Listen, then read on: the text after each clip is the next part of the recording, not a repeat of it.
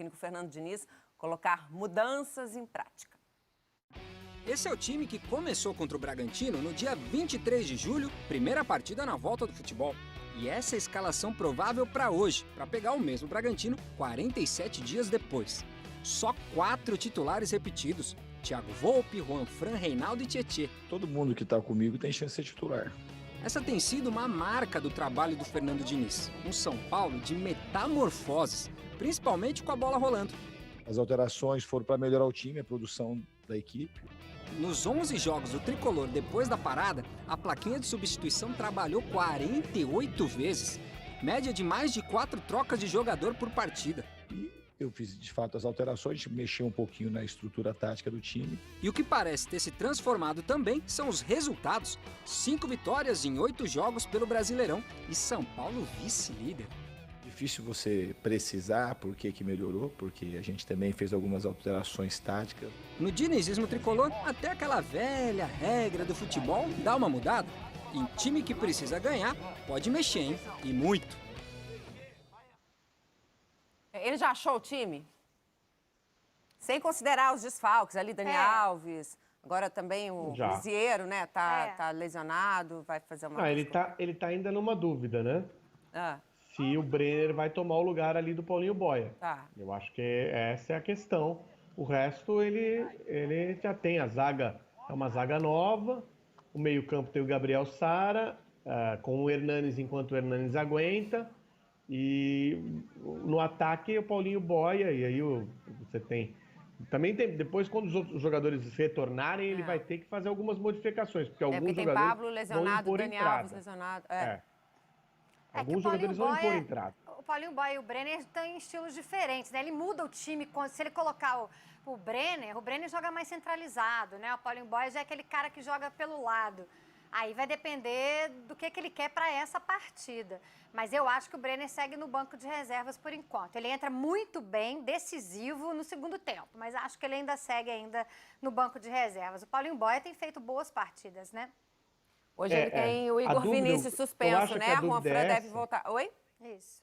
O que eu acho que a dúvida é essa entre Brenner e Paulinho Boia, embora eles joguem em posições diferentes, porque aí você mexe um jogador para a posição do Paulinho Boia, né? Assim, que na verdade acaba sendo um pouquinho por nome, né? Os garotos eles vão tomando a posição um do outro e aí, como disse o Fernando Diniz, ele mexe na estrutura tática da equipe. O Igor Vinícius também não joga porque está suspenso, senão seria...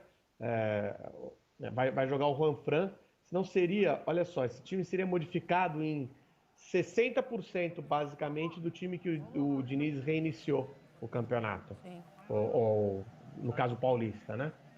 É uma modificação muito grande, né?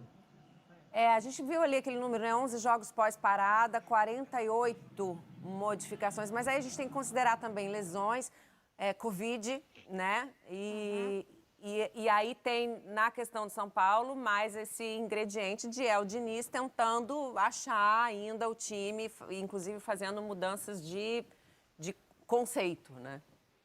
Mas já é um São Paulo muito mais consistente, vice-líder, né? Quem diria, hein, gente? Setembro, estamos falando de um São Paulo, um Fernando Diniz firme e forte ali, hein? Já caíram, 15 em agosto, técnicos em agosto, e Fernando Diniz firme e forte. E agora já começa a encontrar um caminho aí. Eu acho que, inclusive, com a volta do Daniel Alves, do Pablo, que deve ficar 2 a 3 semanas fora aí já tem um time ainda melhor, com um elenco ainda mais consistente, porque Libertadores vem aí, né? River Plate tá batendo na porta. Vamos dar uma olhada, então, por favor, no campinho do São Paulo, que deve entrar em campo hoje, logo mais contra o Bragantino. Thiago Volpi no gol. Juanfran, Diego, Léo e Reinaldo. Tietê, Sara, Hernanes e Vitor Bueno. Paulinho Boia e Luciano. A gente tem aí destacados os jogadores que foram titulares no último jogo contra o Bragantino, não é isso?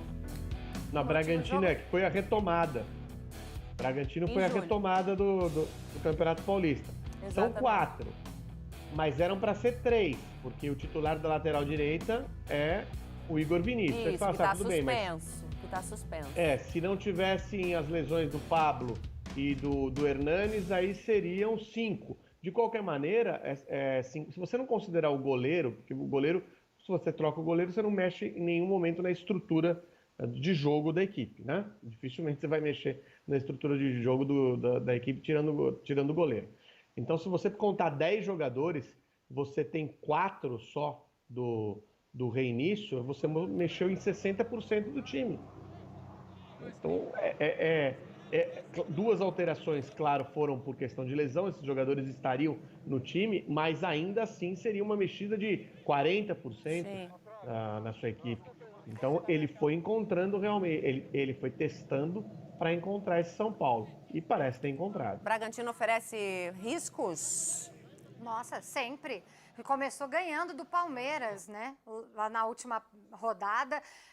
Lembrando que o Maurício Barbieri não vai ter o Morato suspenso, né? E eu tenho aqui o Leandrinho, que está com desconforto muscular. Então, são 2 ausências aí na equipe do Bragantino. Mas vai jogar no contra-ataque, né? Jogou, inclusive, assim contra o Palmeiras, mas funcionou. Principalmente no primeiro tempo. Não, o Bragantino me enganou bonito, tá? O Bragantino me enganou bonito. Esse começo de campeonato do Bragantino, ele é muito abaixo daquilo que eu imaginava pela qualidade que o time tem.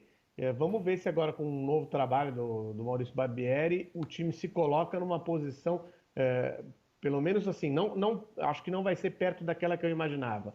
Eu imaginava o Bragantino entre os 10, mas não imaginava